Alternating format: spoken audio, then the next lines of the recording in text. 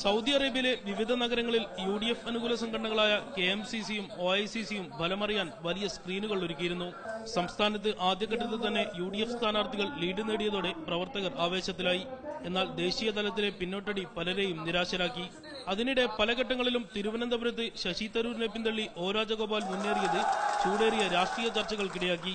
കേരളത്തിൽ താമര വിരിയില്ലെന്ന വാദം എല്ലാവരും ആവർത്തിച്ചു. എന്നാൽ ശശി തരൂർ ലീഡ് തിരിച്ചു പിടിച്ചതോടെ ആവേശം അണപൊട്ടി.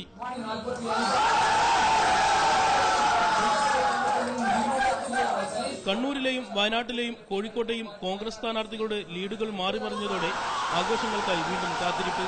അതിനിടെ മലപ്പുറത്തെ ലീഗ് സ്ഥാനാർത്ഥി E അഹമ്മദിന്റെ ലീഡ് 1 ലക്ഷം പിന്നിട്ടതോടെ പച്ചലഡ് വിതരണം ചെയ്ത് KMCC പ്രവർത്തകർ ആഹ്ലാദം പങ്കുവച്ചു.